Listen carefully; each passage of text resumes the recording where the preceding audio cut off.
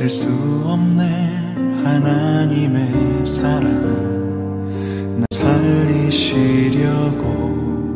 주신 생명, 내 십자가 지고 오르신 갈보리 언덕,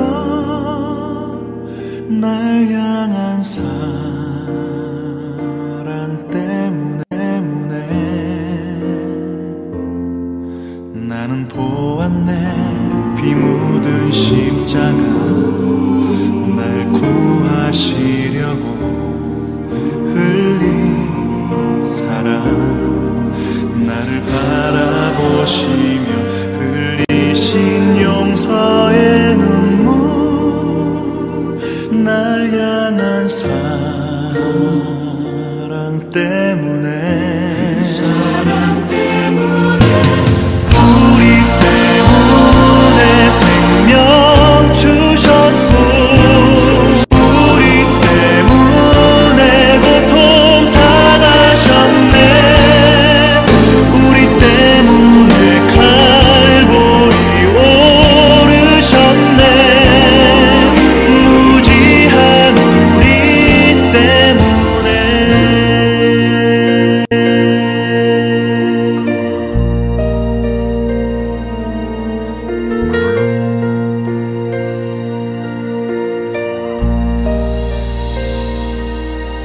나는 보았네.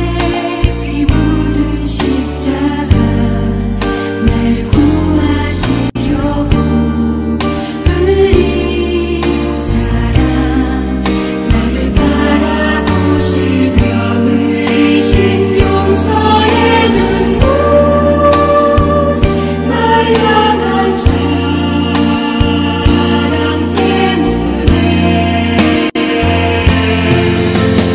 우리 때문에 생명 주셨고, 우리 때문에 고통 당하셨네. 우리 때문에 갈보리 오르셨네. 무지한 우리 때문에 내가 살아야 할 이유 찾았네. 나의 삶을 모두 주께 드리는 것, 그가 나를 위해 모든 것 주셨듯이 나의 삶을 주께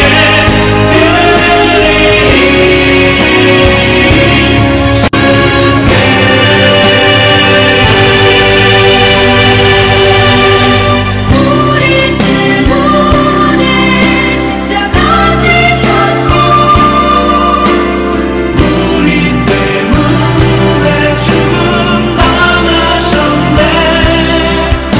우리 때문에 물과 피 쏟으셨네. 무지한 우리 때문에,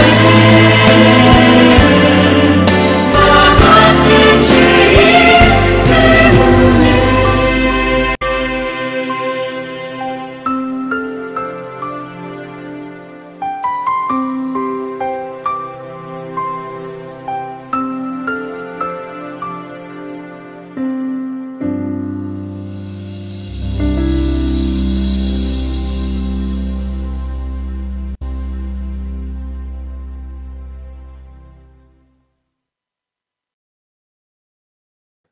감사합니다. 2023년 5월 21일 사랑하는 주님의 백성들에게 주시는 말씀은 예루살렘으로 올라가시는 예수님입니다.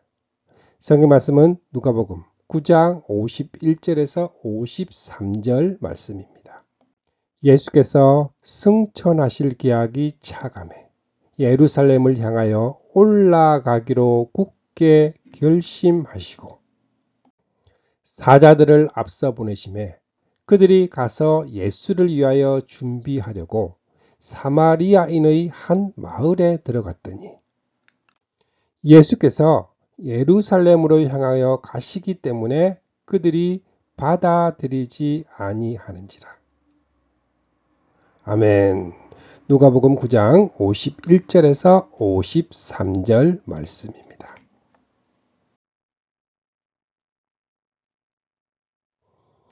누가복음 9장은 전환점이 되는 장입니다. 지금부터 예수님은 여기에 왜 오셨는가를 증언합니다. 예수님은 베드로가 대답하여 이르되 하나님의 그리스도시니이다 라고 고백을 들으시고 오신 목적을 밝히십니다. 예수께서 하늘로 올라가실 때가 다 되었습니다. 그래서 예수께서는 예루살렘에 올라가시기로 마음을 굳히셨습니다. 그리고 주님은 죽으시고 다시 살아나실 대속물이 되기 위해서 올라가십니다. 그러므로 이제까지는 갈릴리를 주 무대로 전도하셨으나 지금부터는 갈릴리를 떠나 예루살렘을 향하여 올라가시면서 전도하기 시작합니다. 첫 번째로 별세하실 것을 말씀하셨습니다. 누가복음 9장 28절 말씀에 이 말씀을 하신 후 8일쯤 되어 예수께서 베드로와 요한과 야고보를 데리고 기도하시러 산에 올라가사 기도하실 때에 용모가 변화되고 그 옷이 휘어져 강체가 나더라. 이 말씀을 하신 후 어떤 말씀을 하신 후일까요? 죽임을 당하고 제3일에 살아나야 하리라. 이는 변화산 사건이 주님의 순환과 관련이 있음을 의미합니다. 다시 말하면 변모하시는 이 장면을 보여주신 목적이 어디에 있을까요? 문득 두 사람이 예수와 함께 말하니 이는 모세와 엘리야라. 영광 중에 나타나서 장차 예수께서 예루살렘에서 별세하실 것을 말할세. 죽으심입니다. 세 분이 만나서 말씀하신 주제는 주님께서 대속의 죽음을 당하시게 된다는 것입니다. 모세와 엘리야는 율법과 선지자를 대표하는 자로서 이 시점에서 구약을 대표하여 주님께 나타난 것입니다. 이것이 의미하는 것은 구약의 중심 주제도 그리스도요. 그리스도 사역의 핵심은 별세, 곧 죽으심에 있음을 뜻합니다. 인류의 구원은 구약으로 이루려 하시다가 안 되니까 신약으로 이루신 것이 아닙니다. 율법으로 완성이 안 되니까 복음을 주신 것이 절대로 아닙니다.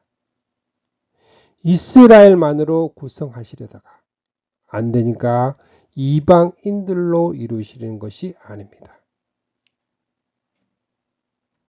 그렇다고 인류의 구원이 그리스도께서 이 땅에 오신 것만으로도 가능한 것은 아닙니다.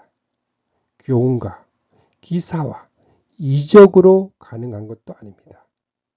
인류의 구원은 오직 그리스도의 대속적인 죽으심에 있습니다. 이 죽으심이 변화산 계시를 통해서 보여주는 중심 주제입니다.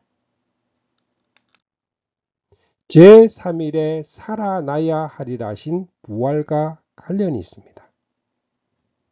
주님의 용모가 변화되고 그 옷이 휘어져 강체가 났다는 말씀은 인자도 자기와 아버지와 거룩한 천사들의 영광으로 올 때에 그리스도의 재림의 영광을 잠시 보여주는 계시 사건입니다.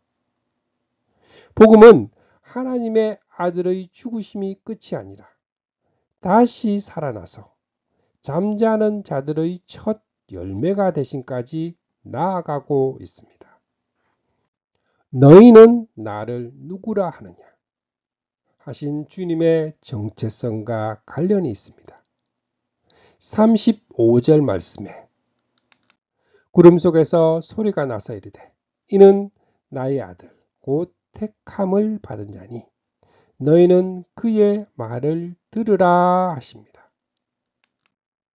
이는 예수님이 누구인가 하는 정체성에 대한 인치심입니다.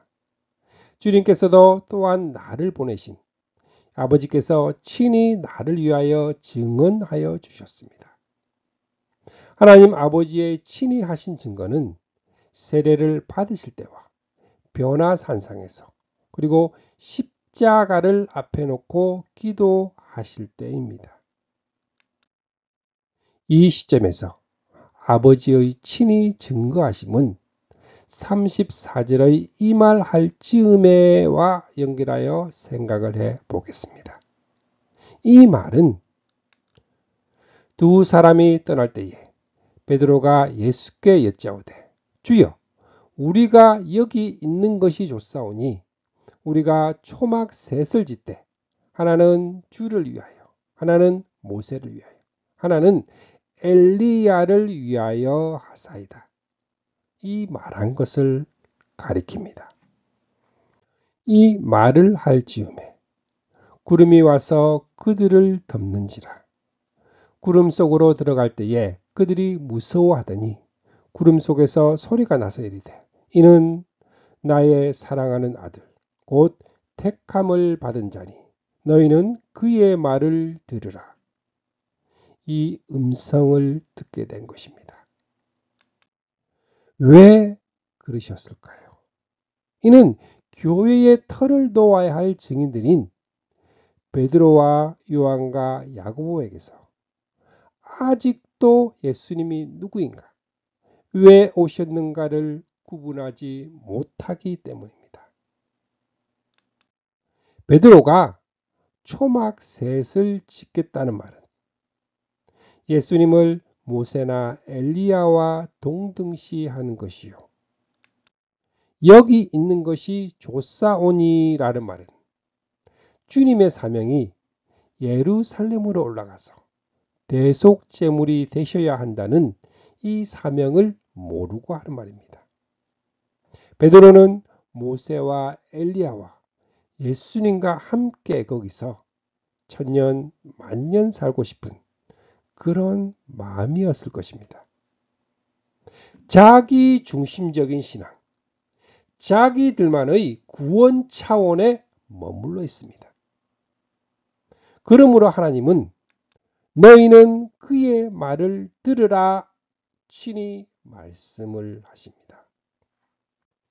들어야 할 그의 말은 좁은 의미로는 22절에서 26절의 말씀, 주님이 받으실 고난과 나를 따라오려거든 자기를 부인하고 날마다 제 십자가를 지고 나를 쫓을 것이니라 하신 말씀입니다.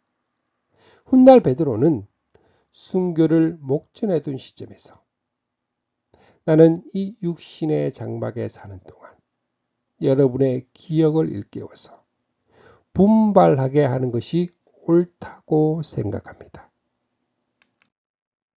우리 주 예수 그리스도께서 나에게 보여주신 대로 내가 육신의 장막을 벗을 때가 멀지 않음을 알고 있기 때문입니다. 그리고 내가 세상을 떠난 뒤에도 언제든지 여러분이 이런 일들을 기억할 수 있게 하려고 힘을 쓰고 있습니다. 변화산상의 경험을 증언하고 있습니다.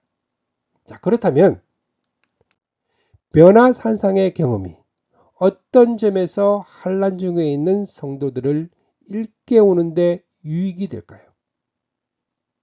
변화산의 계시 사건은 예수님은 누구인가? 왜 오셔야만 했는가? 그리고 죽으심과 부활 승천이 끝이 아니라 영광 중에 다시 오심을 확증시켜주기 때문입니다. 우리 주 예수 그리스도의 능력과 강림하심을 우리가 여러분에게 우리 주 예수 그리스도의 권능과 재림을 알려드린 것은 교묘하게 꾸민 신화를 따라서 한 것이 아닙니다. 우리는 그의 위엄을 눈으로 직접 본 사람입니다. 더없이 영광스러운 분께서 그에게 말씀하시기를 이는 내 사랑하는 아들이요 내가 좋아하는 아들이다 하실 때에 그는 하나님 아버지께부터 존귀와 영광을 받았습니다. 우리가 거룩한 산에서 그분과 함께 있을 때에 우리는 이 말소리가 하늘로부터 들려오는 것을 들었다고 증언합니다. 이 증언을 하게 하려고 증인으로 세 제자를 대동하셨습니다. 주님의 자녀가 된 우리도 예수님의 정체와 사명에 대하여 확신하게 되었습니다. 두 번째로 사람들의 손에 넘어가게 될 것입니다. 누가복음 9장 37절 말씀에 이튿날 산에서 내려오시니 큰 무리가 맞을세 무리 중에 한 사람이 소리 질러 이르되 선생님 청컨대 내 아들을 돌보아 주옵소서 이는 내 외아들이니이다. 주님은 이튿날 세 제자와 함께 산에서 내려오시니 난처한 상황이 전개되고 있었습니다. 간질병에 걸린 외아들을 데리고 와서 귀신이 그를 잡아 갑자기 부르짖게 하고 경련을 일으켜 거품을 흐리게 하며 몹시 상하게 하고야 겨우 떠나가나이다. 당신의 제자들에게 내쫓아 주기를 구하였으나 그들이 능히 못하더이다. 우리는 이미 1절에서 제자들에게 귀신을 제어하며 병을 고치는 능력과 권세를 주셨습니다. 그런데 왜 쫓아내지를 못하는 것일까요? 이는 주님이 단식하신 믿음이 없음의 그 원인이 있습니다. 예수께서 대답하여 이르시되 믿음이 없고 패역한 세대요 내가 얼마나 너희와 함께 있으며 너희에게 참으리요. 이는 예수께서 승천하실 기약이 차감해 연결이 되는 말씀입니다. 이때는 공생의 말기에 해당이 되는데 주님은 떠나실 기약이 차가고 있는데 제자들에게 아직도 확고한 믿음이 없음을 단식하시는 말씀입니다.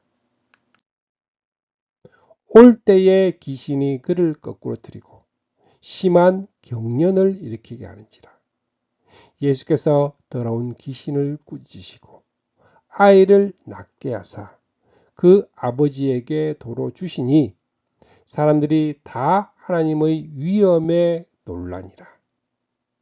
그런 후에 이 말을 너희 귀에 담아두라.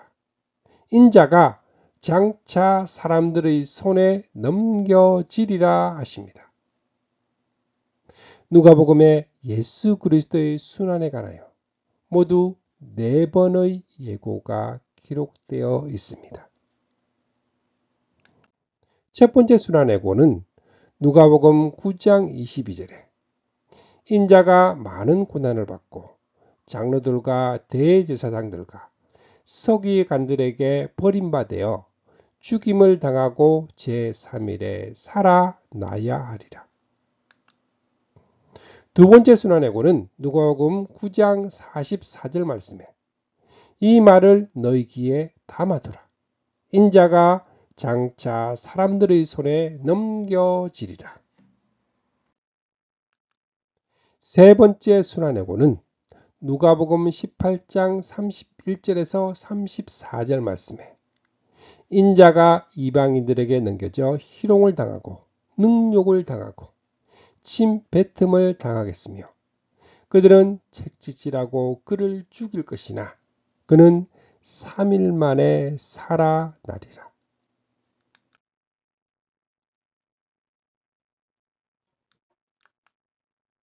네 번째 순환예고는 누가복음 22장 21절에서 23절 말씀에 그러나 보라 나를 파는 자의 손이 나와 함께 상위에 있도다.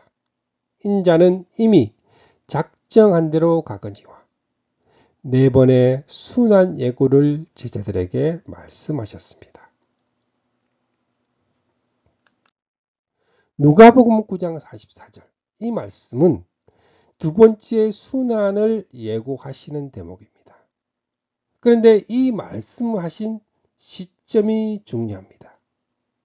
이 순환 예고는 그들이 다 행하시는 모든 일을 놀랍게 여길세 예수께서 제자들에게 이르시되라는 문맥에서 하신 말씀입니다.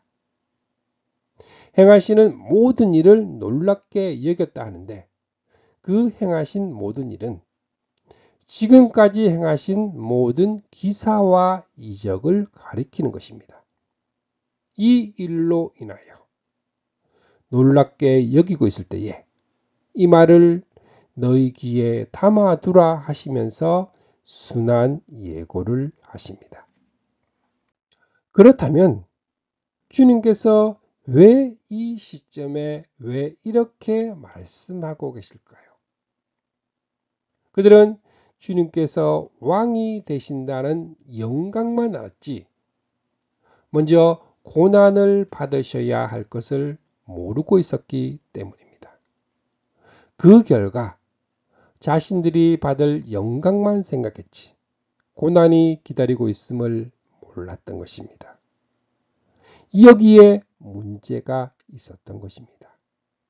이것은 제자 중에 누가 크냐 하는 변론이 일어나니 이것으로 나타난 것입니다. 그들이 다투고 있는 것은 그들에게 믿음이 있었기 때문입니다. 예수께서 왕이 되실 것을 믿었습니다. 그래서 누가 크냐? 자리 다툼을 하고 있습니다. 영광이라는 특권만 알고 고난이라는 희생을 모르는 믿음은 이와 같은 자기중심적이고 이기적인 오류에 빠지게 됩니다. 베드로 자신도 산 아래에서 동료들이 귀신 앞에서 고전하고 있는 줄도 모르고 여기 있는 것이 좋습니다. 안주하려 했던 것입니다. 그러므로 성경은 그들이 이 말씀을 알지 못하니 이는 그들로 깨닫지 못하게 숨긴 바 되었습니다. 그들은 이 말씀을 묻기도 두려워하더라. 그들의 신앙 수준이 이를 감당하지 못했다는 것입니다. 다르게 표현을 하면 영광스럽게 변모하시는 주님, 귀신을 내쫓으시는 주님께서 십자가를 지셔야 한다는 것을 그들은 상상할 수도 없었다는 것입니다. 주님은 말씀하십니다. 너희 모든 사람 중에 가장 작은 그가 큰 자니라. 오늘날의 제자들도 고난은 받으려 하지 않고 영광만을 탐하다가 교회 안에서 누가 크냐 하는 다툼을 벌이고 있나요? 그럼 누가 가장 큰 사람일까요? 마가복음 20장 26절에 너희 중에는 그렇지 않아야 하나니 너희 중에 누구든지 크고자 하는 자는 너희를 섬기는 자가 되고 마가복음 9장 34절에서 35절 말씀에 누구든지 첫째가 되고자 하면 뭇사람의 끝이 되며 뭇사람을 섬기는 자가 되어야 하리라. 마가복음 10장 43절에 너희 중에는 그렇지 않을지니 너희 중에는 누구든지 크고자 하는 자는 너희를 섬기는 자가 되고, 그러한 제자들을 향해 주님은 말씀을 하십니다. 이 말을 너희 귀에 담아두어라. 인자가 장차 사람들의 손에 넘겨지리라.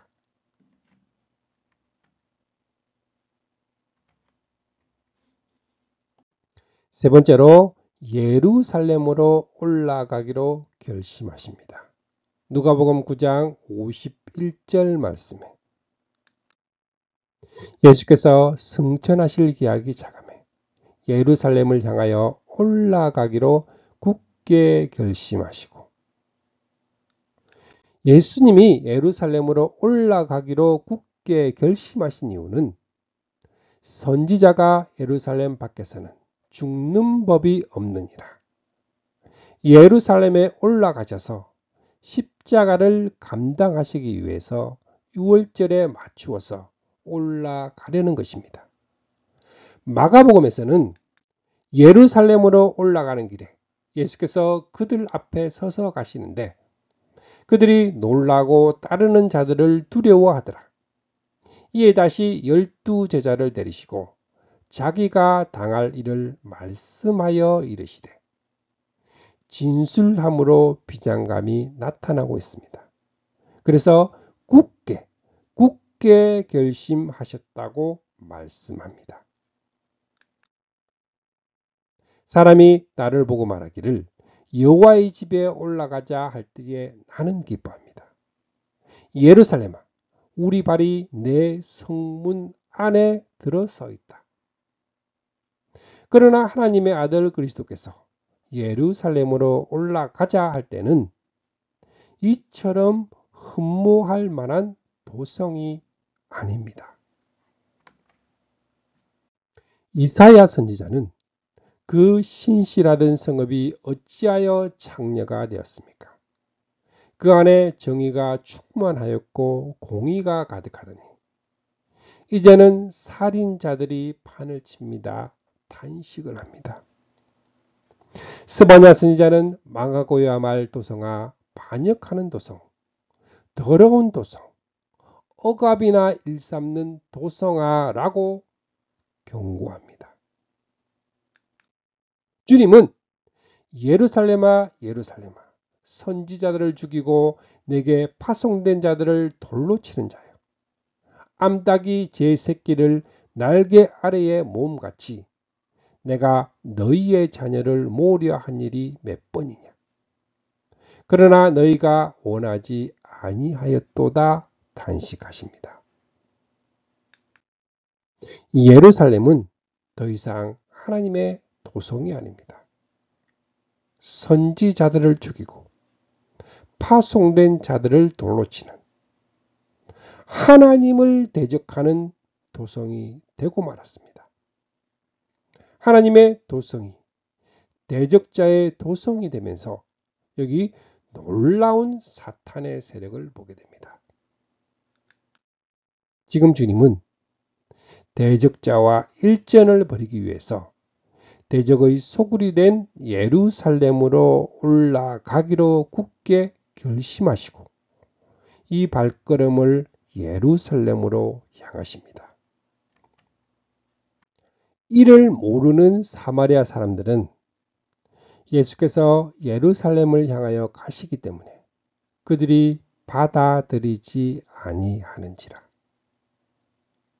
여기 사마리아와 유대 사이에 막힌 땀을 보게 되는데 그 적개심은 에스라와 느헤미야 시대로부터 비롯되었으니 근 500년이나 이어져 내려온 두터운 장벽입니다. 제자 야고보와 요한이 이를 보고 이르되 주여, 우리가 불을 명하여 하늘로부터 내려 저들을 멸하라 하기를 원하시나이까.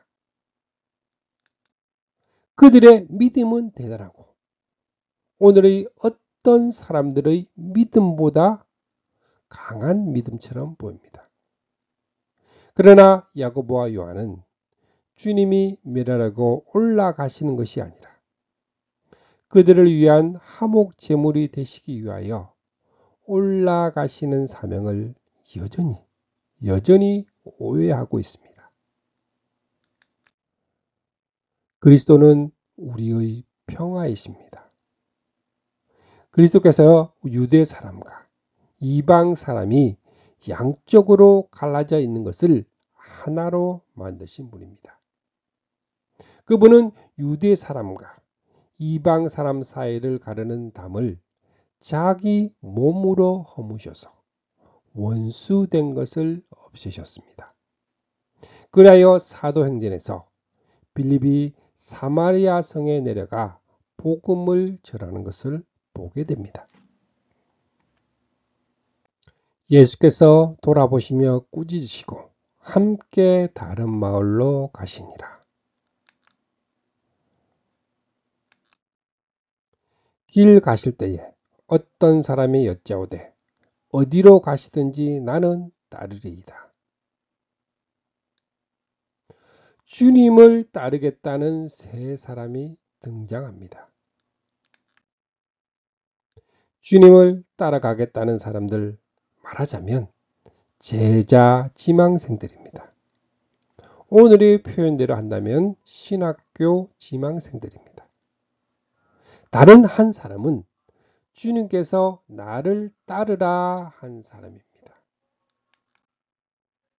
이 장면은 주님이 예루살렘을 향하여 올라가기로 굳게 결심하시고 올라가시는 도중에서 일어난 일입니다.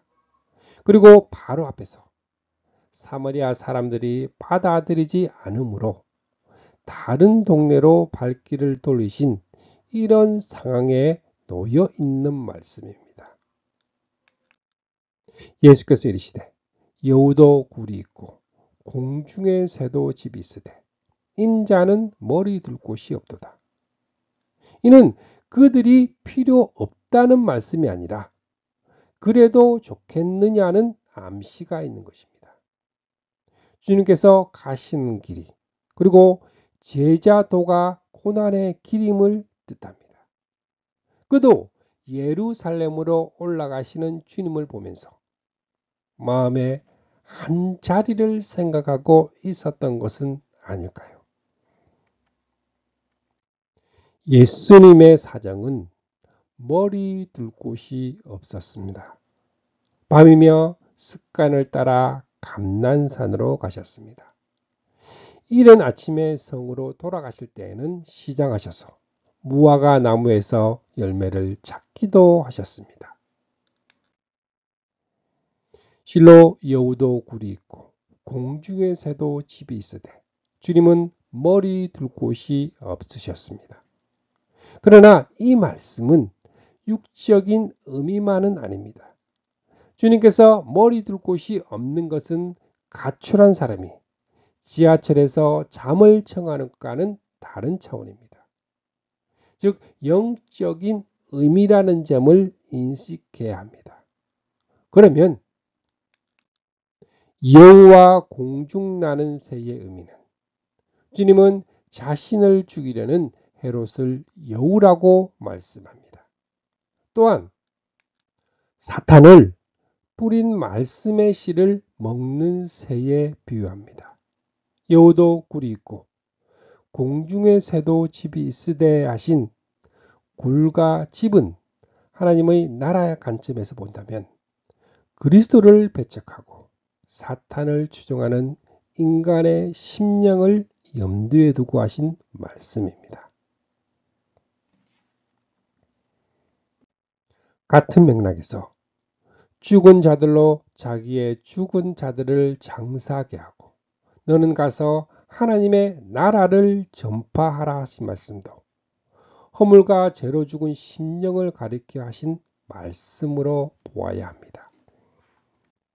하나님의 나라는 머리 둘 곳이 없는 처지에 있는 주님이 천하를 통치하시게 될 메시아 왕국을 건설하는 선한 싸움입니다. 이 싸움을 싸우고자 하는 복음을 전파하는 주의 종들은 부모와 형제와 자식과 전토와 자기 목숨까지도 버려야 합니다. 마태복음 19장 27에서 29절 말씀에 내 이름을 위하여 집이나 형제나 자매나 부모나 자식이나 전토를 벌인 자마다 여러 배를 받고 또 영생을 상속하리라. 누가복음 14장 25절에서 27절 말씀에 무릇 내게 오는 자가 자기 부모와 처자와 형제와 자매와 더욱이 자기 목숨까지 미워하지 아니하면 능히 내 제자가 되지 못하고 누구든지 자기 십자가를 지고 나를 따르지 않는 자도 능히 내 제자가 되지 못하리라. 이 싸움을 싸우고자 하는 자는 나로 먼저 가서 우선순위를 세상 일에 두거나 주를 따라가겠지만 하고 단서를 붙이는 자는 합당하지가 않다는 말씀입니다. 주님은 말씀하십니다. 손에 쟁기를 잡고 뒤를 돌아보는 자는 하나님의 나라에 합당하지 아니하니라 하시니라. 찬양 한 곡 들으시겠습니다. 하나님의 나라.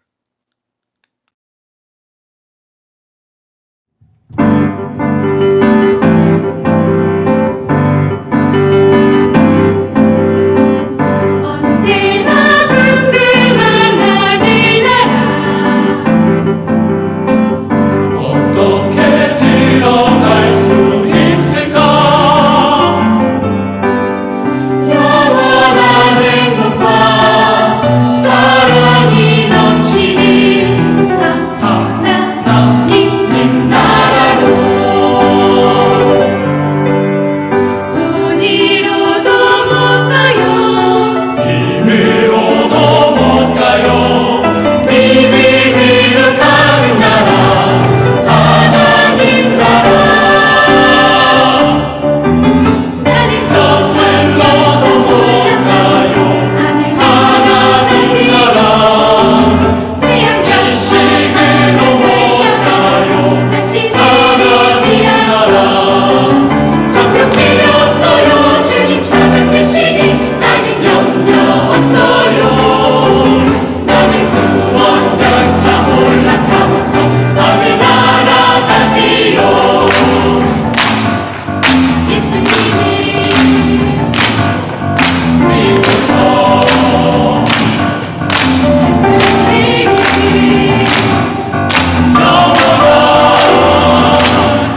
하나님 나라 가는 나야 가는 나라, 하나님 나라. 믿음으로 가는 나라, 하나님 나라. 하나님 나라 한산한 열차가 곧 출발합니다. 승객 여러분께서는 탑승하여 주시기 바랍니다.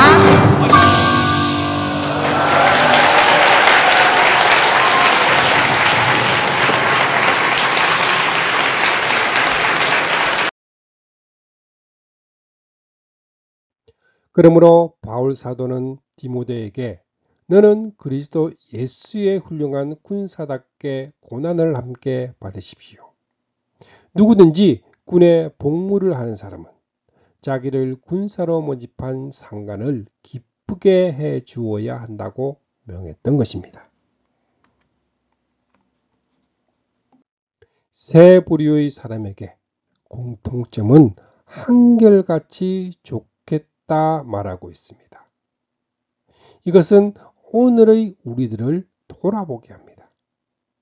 주님의 말씀 중에 중요한 점은 뭐뭐뭐 한 자는 하나님의 나라에 합당하지 않다 하고 배제시키는 말씀입니다. 그렇다면 나 자신은 어떤 부류에 속한 자일까요? 주님은 지금 십자가를 지시기 위해서 굳게 결심하시고 예루살렘으로 올라가고 있습니다.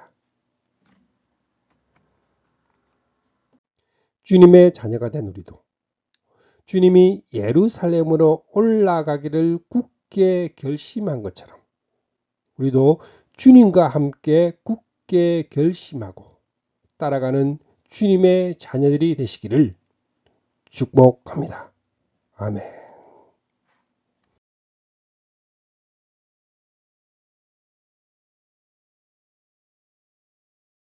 축복합니다.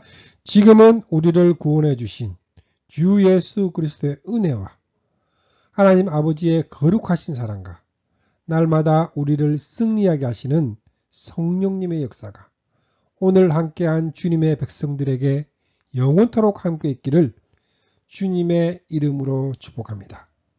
아멘. 주님의 사랑을 느끼며 사는 주감사교회 성도, 주님과 기쁨의 삶을 사는 주님의 자녀들이 되시기를 바랍니다.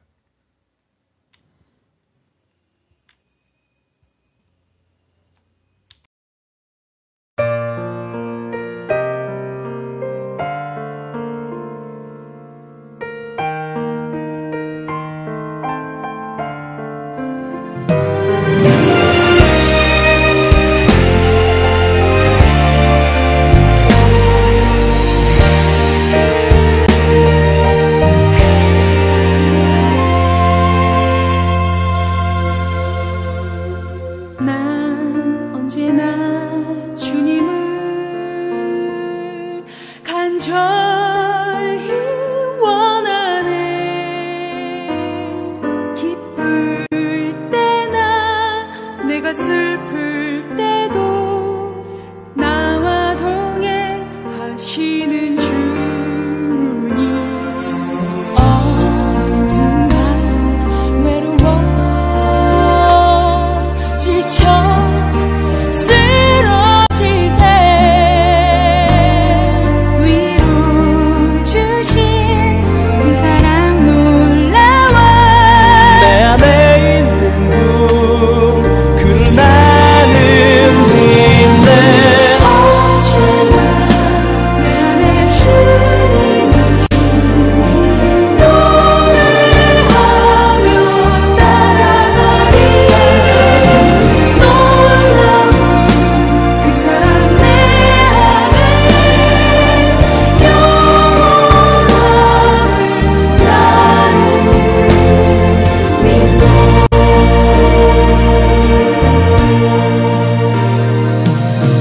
난 언제나 주님을 간절히